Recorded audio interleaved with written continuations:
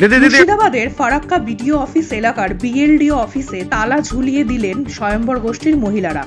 তাদের অভিযোগ, প্রতি বছর তাদের গোষ্ঠীর জন্য বরাদ্দ হওয়া হাঁস মুরগি ও ছাগল গোপনভাবে অফিস থেকে অন্যত্র সরিয়ে নেওয়া হয়। মহিলাদের দাবি, বরাদ্দের এই সম্পদ তারা কখনো পাননি। আজ দুপুর 12:15 ক্ষুব্ধ মহিলারা বিএলডিও অফিস ঘেরাও করেন এবং গেটে তালা ঝুলিয়ে দেন। অফিসারকে বারবার ডাকার পরেও তিনি উপস্থিত হননি। অভিযোগ করা হয়েছে, মহিলারা ফোনে যোগাযোগ করতে গেলে অফিসার ফোন কেটে দেন। গোষ্ঠীর মহিলারা হুঁশিয়ারি দিয়ে জানিয়েছেন, যদি আজ তাদের দাবির সমাধান না হয় তাহলে তারা অফিসে ভাঙচুর চালাবেন এবং অফিসের সমস্ত নথিপত্র ক্ষতিগ্রস্ত করবেন।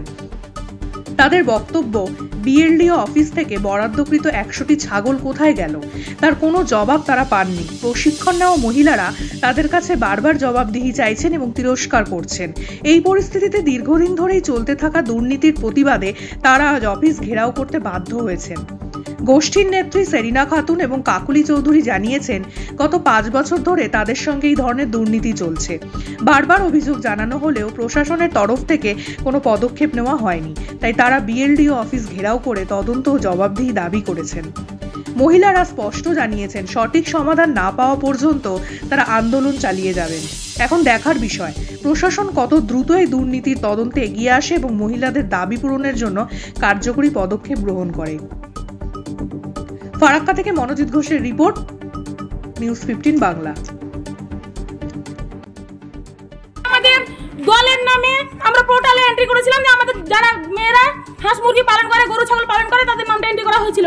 সেই ক্ষেত্রে আমাদেরকে ছাগল দেওয়ার কথা হয়েছিল এবং গত শুক্রবার আমাদেরকে এখান থেকে ফোন করে ডাকা হয় যে আপনাদের ছাগল এসছে, আপনারা দলের সিল নিয়ে আসুন, এসে ছাগল নিয়ে যান, 10 মিনিটের মধ্যে আসুন। আমরা 10 মিনিটের মধ্যে সকলেই চলে এসেছিলাম, কিন্তু এসে দেখি যে আমাদের এখানে ছাগল নেই, অন্যজনকে ছাগল বিএলডিও স্যার বিক্রি করে দিয়েছেন বা দিয়ে দিয়েছেন, আমরা জানি না কি। কিন্তু এখানে আসার পরে দেখছি যে আমাদেরকে বলছে যে আমরা আর বলতে পারবো না, ছাগল সব বিলি হয়ে গেছে।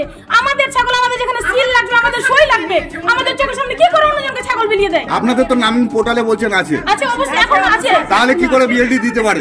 আমি সেটাই বলতে চাইছি, বিএলডিও কেন দিল? আমাদের গোষ্ঠীর মেয়েদের ছাগল কেন বিলিয়ে দিল অন্যজনকে? বিএলডি এসছে আজকে বিএলডিও সে ভেতরে কোথায় লুকিয়ে আছেন জানি না।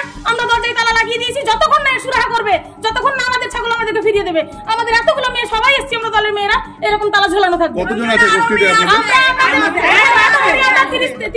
30 থেকে 35 জন মেয়ে এসছি।